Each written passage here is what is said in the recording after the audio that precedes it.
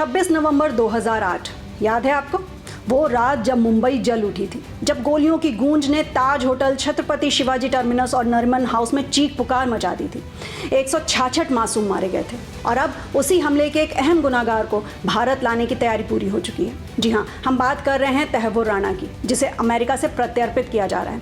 लेकिन सवाल बड़ा ये है कि क्या भारत की अदालत उसे फांसी के फंदे तक ले जा सकेगी?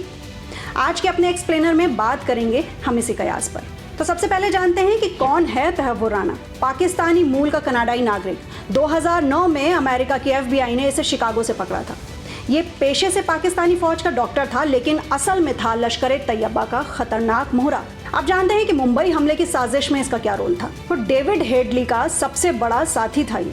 डेविड हेडली वही इंसान जिसने मुंबई में 5 बार आकर रेकी करी और उन ठिकानों को मार्क किया जहां हमला होना था।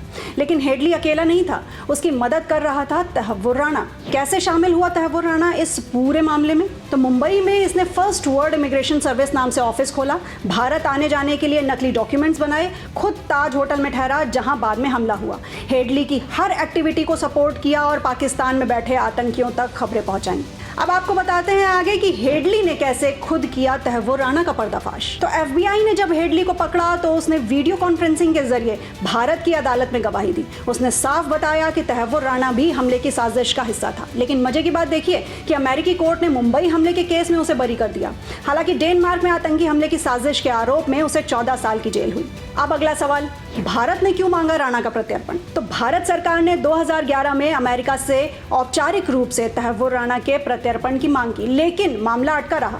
अब PM मोदी की अमेरिकी यात्रा के दौरान हुई चर्चाओं के बाद राणा को भारत लाने का रास्ता साफ हो गया। अब आते हैं सबसे बड़े सवाल पर, क्या राणा को मिलेगी फांसी? जी हाँ, सवाल बहुत बड़ा है कि क्या भारत की अदालत उसे 26/11 हमले पर दोषी ठहरा पाएगी? सबूत क्या है? हेडली की गवाही। उसने कहा कि राणा इस साजिश का हिस्सा था, मुंबई में राणा की मौजूदगी और इमिग्रेशन कंपनी के जरिए आतंकियों को मदद मिली थी। क्या बस इतना काफी होगा? तो अब होगा क्या? भारत में आते ही राणा पर कड़ी पूछताछ होगी, मुंबई की स्पेशल कोर्ट में ट्रायल शुरू होगा। अगर दोष साबित हुआ तो उसे फांसी तक पहुंचाया जा सकता है। क्या पाकिस्तान की पोल खुलेगी? राणा के भारत आने से 26/11 हमले में पाकिस्तानी FBI और आर्मी की संलिप्तता के और बड़े खुलासे हो सकते हैं।